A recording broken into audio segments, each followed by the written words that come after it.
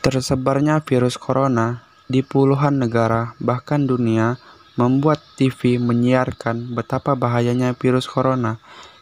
Ini yang membuat saya ketakutan. Saya nonton TV pagi, virus corona. Saya menonton TV siang, virus corona. Saya pun menonton malam-malam, juga virus corona. Saking saya pusing dengan virus corona, saya membuang aja TV. Setelah saya buang TV, saya buka HP. Saya buka Facebook. Muncul lagi virus corona. Dari banyaknya berita di TV, di HP, di seluruh media sosial, semua tentang virus corona. Saya mencoba untuk keluar rumah. Virus corona berbahaya, jangan keluar rumah. Waduh, asisten saya juga bilangnya gitu. Nambah pusing kepala ini. Ternyata saya ingat lagi di acara televisi kemarin bahwa kita harus di rumah aja, tidak boleh keluar rumah. Saya pusing dengan semua ini. Mau ke sini takut, mau ke sana takut, mau cari makan takut, mau kerja takut. Bagaimana ini? Kalau saya lapar, saya bakal mati juga kalau gini terus. Dari ketakutan-ketakutan yang saya alami tersebut, muncullah beberapa pertanyaan dari otak saya. Gimana ya cara mencegah virus corona? Coba dengan cara yang ini, siapa tahu membantu. Cara pertama, seringnya mencuci tangan. Sering-seringlah mencuci tangan dengan sabun dan air yang mengalir selama 20 detik. Apabila lewat tidak apa-apa. Apabila sabun dan air tidak ada, cobalah untuk keluar rumah dan membeli sabun ke warung. Waduh, kalau gini mau keluar rumah lagi. Cara kedua, hindari kontak dekat. Kontak dekat itu bukan kontak itu maksudnya, Panjul. Yang dimaksud dari hindari kontak dekat, yakni kita harus menjaga jarak kita di antara lawan bicara kita. Yang ketiga, jaga jarak sosial. Satu di antara pencegahan penyebaran virus corona yang efektif adalah jaga jarak sosial atau social distancing. Itu bahasa Inggrisnya kalau nggak salah. Jaga jarak yang dianjurkan adalah sekitar 1 meter atau lebih. Yang keempat, gunakan masker jika sakit. Kalau nggak sakit ya harus digunakan juga sih.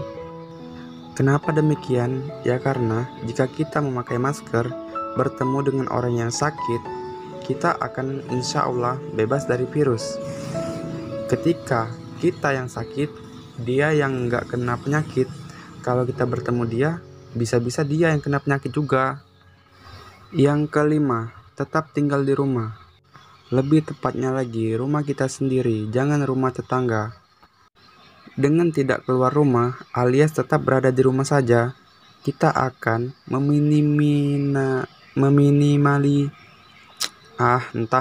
Anda untuk terjangkit virus corona.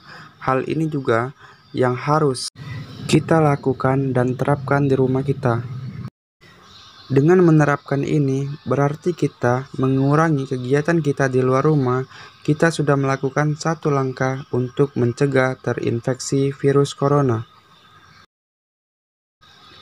Langkah keenam, hindari menyentuh mata, hidung, dan mulut menggunakan tangan. Ya, maksudnya dengan tangan yang kotor. Kalau tangan yang bersih, ya nggak apa-apa lah. Alasan mengapa kita tidak boleh menyentuh mata dan yang lain-lain menggunakan tangan kita secara langsung, apalagi tangan yang kotor. Tangan dapat menyentuh banyak permukaan, dapat menyentuh jendela, menyentuh gorengan, menyentuh. Mungkin ini alasan mengapa kita tidak boleh menyentuh langsung. Apa karena faktor ini, dan yang ini mungkin karena kita tidak boleh menyentuh langsung mata kita, hidung kita menggunakan tangan kita. Mungkin tangan kita setelah banyak menyentuh permukaan-permukaan yang dapat mengandung banyak virus pula, setelah terkontaminasi, tangan dapat memindahkan virus ke mata hidung, atau mulut kita secara langsung, mungkin dari sanalah virus bisa masuk ke tubuh kita dan bisa membuat kita sakit. Menurut Panjol gimana? Masuk akal juga ya. Langkah ke-7, hindari kerumunan. Asisten saya kemana ya? Padahal saya mau ngasih pertanyaan nih. Iya bang, saya dari tadi di sini. Sambil liatin abang editor video untuk para panjol. Terima kasih, kamu memang asisten terbaik yang pernah ada. Nanti saya traktir sate deh. Saya lagi puasa abang. Iya, nanti untuk berbuka puasa. Langsung saja, ini pertanyaannya. Kerumunan apa yang susah dibubarkan? Kerumunan semut. Bukan, Panjol. Terus apa bang? Kerumunan gosip. WKWKWKWKWK. Sakit perutku. Kerumunan yang dimaksud adalah kita juga harus menghindari kerumunan yang ada di tempat umum, tempat yang mana aja yang ada kerumunan harus dihindari. Karena di kerumunan tersebut kita tidak tahu. Mungkin ada salah satu orang di kerumunan tersebut yang terkena virus corona. Mungkin dari sanalah cikal bakal kita juga akan terkena kalau kita juga berada di sana. Masuk akal bukan? Langkah ke-8, tidak berjabat tangan. Tidak berjabat tangan dimaksudkan dalam pandemi virus corona ini agar terputusnya, nanti dulu ngechat woi lagi ngedit ini, agar terputusnya mata rantai penyebaran virus corona ini. Namun, ketika kita ketemu sesama muslim, kita harus melakukan ini, menghilangkan ini.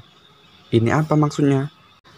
Dalam mengucapkan salam, ketika kita bertemu antara saudara muslim, itu merupakan suatu sunnah yang diajarkan oleh Nabi kita Muhammad SAW.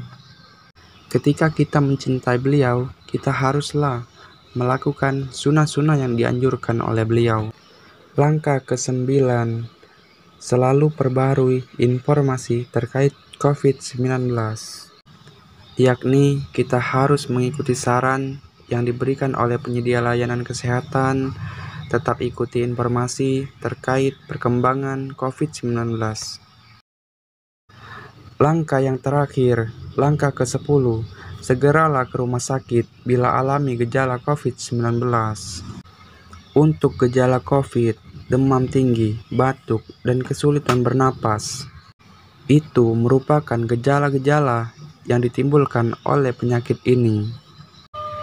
Jika kita merasakan gejala-gejala ini pada diri kita, segeralah periksakan diri ke rumah sakit agar kita dapat memutus tali penyebaran virus corona ini ke orang-orang terdekat kita, misalnya kerabat kita, tetangga kita, sahabat-sahabat kita, dan lain-lain.